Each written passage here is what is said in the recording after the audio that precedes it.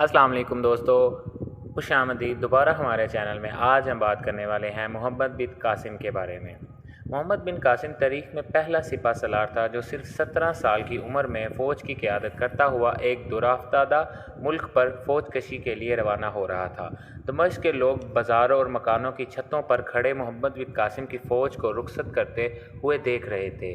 دمشق سے بصرہ کی جانب جاتے ہوئے راستے میں ہر بستی، ہر شہر سے مجاہدین جوگ در جوگ محمد بن قاسم کے ساتھ شامل ہوتے رہے۔ دراصل قوم کی ایک بے بس بیٹی ناہید کی سندھ کے قزاقوں کی قید سے پکار بصرہ اور کوفہ کے ہر گھر میں پہنچ چکی تھی۔ محمد بن قاسم کی بیوی زبیدہ نے مسلمان فوجیوں کو گھوڑے اور ہتھیار فراہم کرنے کے لیے اپنے زیورات تک بھیج ڈالے۔ محمد بن قاسم کی والدہ اپنی ضعیف العمری میں اور صحت کی خرابی کے باوجود جہاد کی تبلیغ کر رہی تھی۔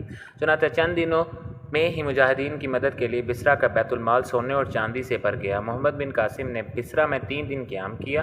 جب وہ دمشق سے روانہ ہوا تو اس کی فوج کی تعداد 5000 تھی، لیکن جب وہ بصرہ روانہ ہوا تو اس کے لشکری کی مجموعی تعداد 12000 تک پہنچ چکی تھی، جن میں 6000 گھوڑے، 3000 پیدل اور 3000 سامان رسد کے اونٹوں کے ساتھ تھے۔ محمد بن قاسم نے ایران کے شہر شیرازہ ہوتا ہوا مکران پہنچا۔ یہاں سے جب وہ لس بیلا کے پہاڑی علاقے میں داخل ہوا تو راجہ بھیم سنگھ لس بیلا کے سندھی گورنر کی مدد کے لیے وہاں پہنچ چکا تھا۔ اس نے ایک مضبوط پہاڑی قلعے کو اپنا مرکز بنا کر مسلمانوں پر عقادہ حملہ شروع کر دیا۔ 30-40 سپاہیوں کا گروہ اچانک کسی ٹیلے یا پہاڑ کی چوٹی سے نمودار ہوا اور محمد بن قاسم کی فوج کے کسی حصے پر تیر اور پتھر برسا کر غائب ہو جاتا۔ یہ عقادہ حملے مسلمان فوجیوں کے لیے بڑے پریشان کن تھے۔ حملہ اس قدر اچانک ہوتا کہ 70 سوار دستے خاص طور پر نقصان اٹھاتے، کیونکہ بھاگنے والے اونٹوں کو منظم کرنا مشکل ہو جاتا۔ جو محمد بن قاسم کی فوج آگے بڑھتی گئی، ان حملوں کی شدت میں اضافہ ہوتا گیا۔ ایک شام محمد بن قاسم کے ایک جاسوس نے اسے اطلاع دی کہ جو لشکر مسلمانوں پر اس طرح حملے کر رہا ہے، اس کا پڑاؤ شمال کی طرف 20 کوس کے فاصلے پر ایک مضبوط قلعہ ہے۔ محمد بن قاسم نے اپنے تجربہ کار سالاروں کی ایک مجلس شورا بلوائی۔ کچھ سالاروں نے رائے دی کہ ہمیں اس راستے کو چھوڑ کر سمندر کے ساحل کے ساتھ ساتھ دیبل کی طرف بڑھتے رہنا چاہیے، لیکن محمد بن قاسم کی رائے تھی کہ پہلے اس علاقے کو دشمن سے پاک کرنا ضروری ہے، کیونکہ ہمارا مقصد دیبل نہیں بلکہ سندھ فتح کرنا ہے۔ اگر ہم ان فوجیوں کو نظر انداز کر کے آگے بڑھ گئے تو یہ عقب سے ہمیں مسلسل پریشان کرتے رہیں گے۔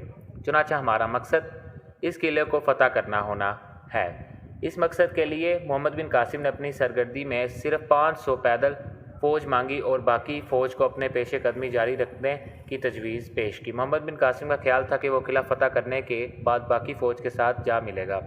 محمد بن قاسم کے ایک بوڑھے سالار نے کہا کہ اگرچہ مجھے یقین ہے کہ اللہ تعالیٰ نے سندھ کی فتح کے لیے آپ ہی کو منتخب کیا ہے، لیکن سپہ سالار کا فوج کے ساتھ رہنا ضروری ہے، کیونکہ وہ فوج کا آخری سہارا ہوتا ہے۔ محمد بن قاسم کے بوڑھے سالار کو جواب دیا کہ حضرت عمر رضی اللہ تعالیٰ عنہ کے دور حکومت میں ایرانیوں کے خلاف لڑی جانے والی جنگ قادسیہ میں ایرانیوں کو مخص اس لیے شکست ہوئی کہ وہ اپنے سپہ سالار رستم کی طاقت اور اس کی شخصیت سے بہت سی امیدیں وابستہ کر بیٹھے تھے۔ اس لیے جو ہی رستم مارا گیا، ایرانی مسلمانوں کی مٹھی بھر فوج کے سامنے نہ ٹھہر سکے۔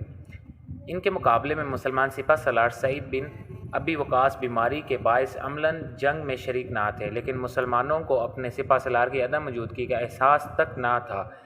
اس کا سبب صرف یہ ہے کہ مسلمان بادشاہوں یا سالاروں کے لیے نہیں بلکہ اللہ کے لیے لڑتا ہے۔ میری دعا ہے کہ خدا مجھے اپنی قوم کے لیے رستم نہ بنائے بلکہ مسنہ بن حارثہ بنائے، جن کی شہادت نے